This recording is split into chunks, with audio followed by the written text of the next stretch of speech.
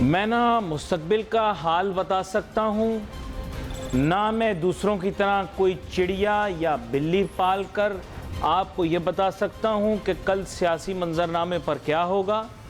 लेकिन मईशत पर, बिजनेस पर और इकोनॉमिक्स पर प्रोग्राम कर कर के अब ऑब्जेक्टिव विजन आ जाने की वजह से आप देखिए तो जितनी कयास प्रोग्राम में की, आप खुद उसको समझने की कोशिश करें उसमें कितना सच और कितना गलत साबित हुआ। फर्स्ट चीज़ ये है कि सबसे पहली चीज़ जो आप देखिए कि मैंने प्रेडिक्ट की थी, वो प्रेडिक्शन मेरी ये थी कि डायलॉग के लिए दोनों पार्टियां मजबूर होंगी। दोनों पार्टियां मजबूर होंगी कि इनको डायलॉग पर बैठना पड़ेगा टेबल पर और आपस में बात करना पड़ेगा, पीडीएम को भी पीटीआई को। भाई मैं ज़रूरी बात कर रहा हूं, समझें इस बात को।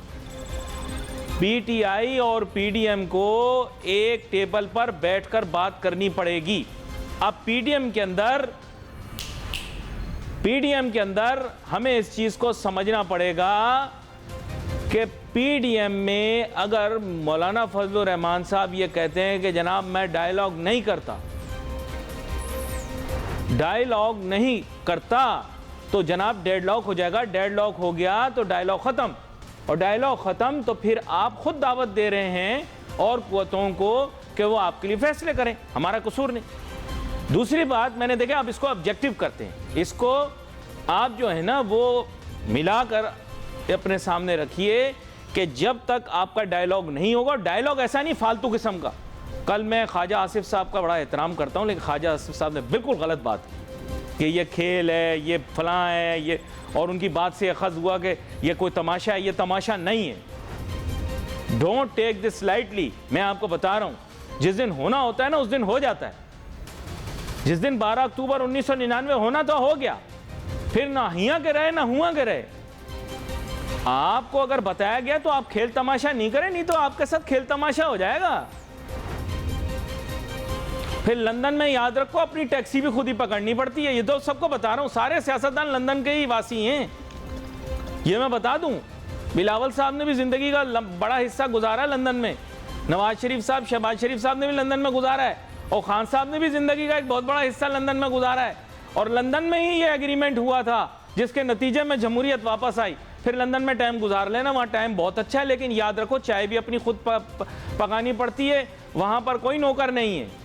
हाँ, घर से बाहर निकलो तो कोई राह चलता आदमी भी कह सकता है कि तू कहाँ जा रहा है, किधर जा रहा है, तू चोर है, तू फलां है, तू ये है वो है। ये मैं बता दूं, लंदन में पाकिस्तान जैसा माहौल नहीं है कि प्रोटोकॉल चल रहा है, पुलिस धक्के मार रही है, आगे गाड़ियां पीछे गाड़ियां। वहां के तो वजीर आजम भी के आगे भी 2 गाड़ियां होती हैं, बस इतनी होती हैं। एक मोटरसाइकिलिस्ट होता है, साफ सुथरा, लोग देख कर हट जाते हैं, बस इसके अलावा उनका प्रोटोकॉल नहीं होता। वो ट्यूब में भी बैठ जाता है, ट्रेन में भी बैठ जाता है, अखबार भी खुद खरीद के पढ़ना पड़ता है। भाई वहाँ पे ये अय्याशियाँ नहीं है पाकिस्तान वाली, मज़े 2 टके का काम नहीं, 5-5 साल 6-6 साल हुकूमतें गुजार रहे हैं, ऐसे नहीं होगा ये मज़े पाकिस्तान में। नौकरों की फ़ौज, पुलिस वालों की फ़ौज, सिक्योरिटी की फ़ौज, दुनिया ही दुनिया आगे पीछे भाग रही है। और हमारे जैसे पागल लोग भी नहीं हैं, हमारे जैसे लोग बहुत पागल होते हैं, पाकिस्तानी लोग बहुत पागल हैं।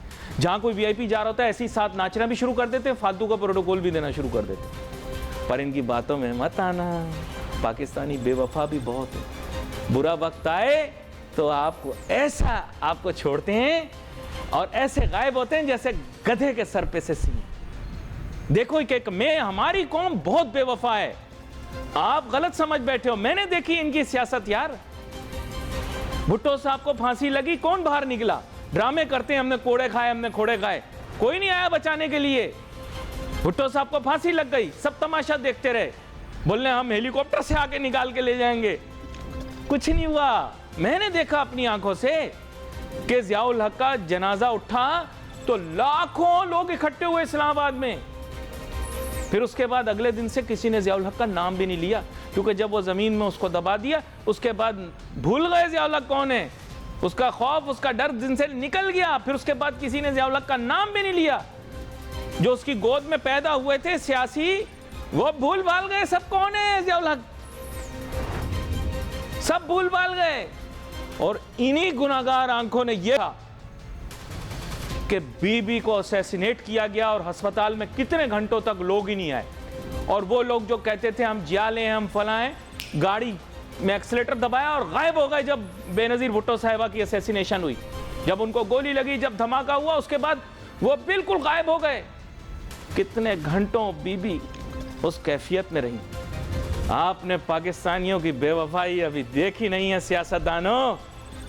हम हर किसी के जाने पे मिठाई बांटते हैं, कहीं ऐसे ना हो कि मिठाइयाँ बट जाएं।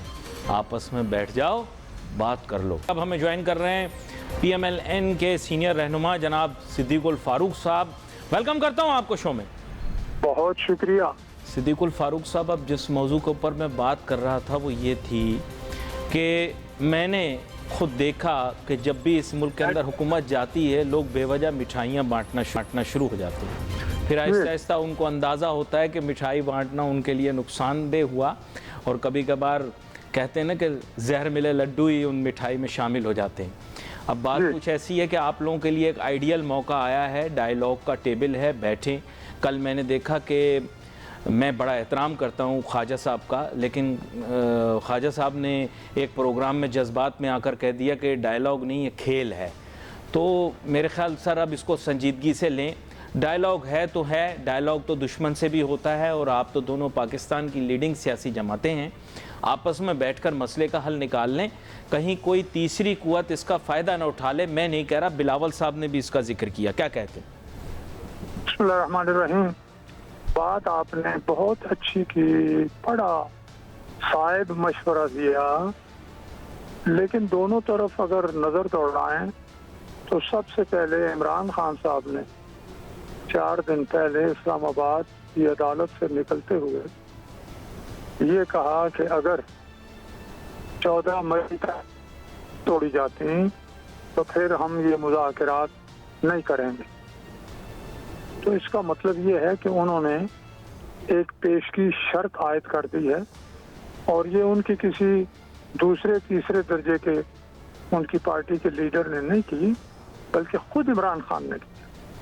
तो इसको ये समझें कि इमरान खान साहब अगर इस तरह से मशरूत मुज़ाकरात करना चाहते हैं तो फिर मशरूत मुज़ाकरात तो कामयाब नहीं होते। नहीं, मेरे ख्याल इसको ऐसे तस्वर कर लें कि उन्होंने अपनी ख्वाहिश का इजहार किया है, क्योंकि इस पर आपको भी तो मानना ज़रूरी है ना।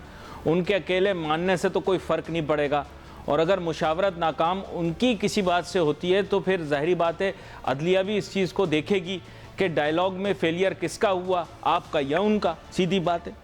अदलिया ने भी कह दिया है कि हमने तजवीज़ दी है, हमारा ये हुक्म नहीं है, और ना हम इन मुज़ाकरात की कामयाबी के लिए कोई तारीख देते हैं।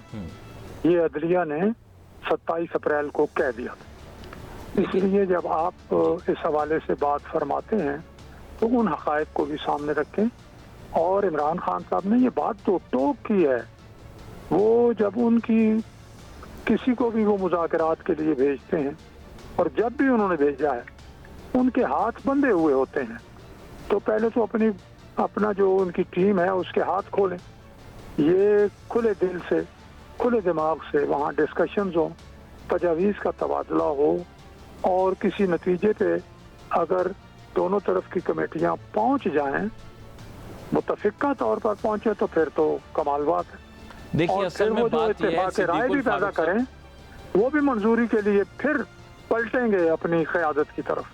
नहीं, सिद्दीकुल फारूक साहब, वो आपको पता है कि जब दो पहलवानों की आपस में लड़ाई होती है अखाड़े में, पाकिस्तान का माहौल जो हमारे पंजाब में अखाड़ा सजता है, उसके बाद फिर दोनों पहलवान बड़के मारते हैं, लेकिन हकीकी फैसला तो उस जगह पर होता है ना जहां दोनों गुत्थम गुत्था होते हैं, दस्तों गिरबा होते हैं, बाजू एक दूसरे के जिस्म पे लगते हैं, तो ही फैसला होता है। उसके बाद कौन किसको पछाड़ेगा, कौन किसको चित करेगा, ये तो अभी बड़के हैं। आप लोगों की साइड से भी बढ़के आएंगी, उनकी तरफ से भी बढ़के आएंगी, तो मुकाबला तो होना चाहिए ना। मैं ये कह रहा हूँ, अखाड़े में आए, मुकाबला तो करें। तो बैठे हैं ना, टीमें बैठी हैं। हाँ, आज ही रात 9 बजे टीम बैठेगी। अच्छा सिद्दीकुल फारूक साहब, 11 बजे का था जी, अब मुतफ़िक़ा तौर पर उन्होंने 9 बजे का टाइम कर दिया है। जी जी, तो अब 9 बजे का इंतज़ार करें। देखें, आज मुज़ाकरात में पहले तो बड़े खुशगवार माहौल में 2 दौर हुए, आज ये तीसरा दौर है, तो हमें इसका इंतज़ार करना चाहिए। ख्वाहिश आपकी बहुत, जैसा मैंने कहा, साहिब है, ऐसा होना चाहिए। अच्छा, मैं सिद्दीकुल फारूक साहब जानता हूं कि आप ग्रास रूट वर्कर हैं और नवाज शरीफ साहब के काफ़ी नज़दीकी तस्वुर किए जाने वाले पीएमएल के सीनियर रहनुमाओं में शामिल हैं। मैं आपके सामने ये चीज़ रखना चाहता हूं कि जो भी फैसला होता है, एक्चुअल जो आउटकम होगी वो होगी इलेक्शन। 1 महीने बाद होते हैं, 2 महीने बाद होते हैं, 6 महीने बाद होते हैं, आई एम नॉट कंसर्न। लेकिन to be very frank, PMLN एक पॉलिटिकल रियलिटी है, लेकिन PTI भी एक पॉलिटिकल रियलिटी है। जितना आप टाइम देते हैं ना सर, तो हमारे यहाँ लोगों की आदत ये होती है कि वो अपना माइंड बड़ी जल्दी चेंज करते हैं। इसका फ़ायदा PTI को ना हो जाए, क्योंकि देखें बहुत सारी पॉइज सीट्स हैं, बड़े करीब टक्कर के मुकाबले वाली सीटें, और इसमें जो है ना, मुझे लगता ऐसे है कि PMLN का भी एक अपना बहुत स्ट्रॉन्ग वोट बैंक है, PTI का भी बड़ा स्ट्रॉन्ग वोट बैंक है। अगर जब मुकाबला होगा तो ये 36 का आंकड़ा ही होगा, कोई बहुत बड़े मार्जिन से कोई नहीं जीतेगा। तो सर कल इलेक्शन करवा लें, वो बेहतर है, ना कि आप डिले करें, आवाम के अंदर बदगुमानी। एकलव्य न्यूज इंडिया, अंतर्राष्ट्रीय खबरों का मंच।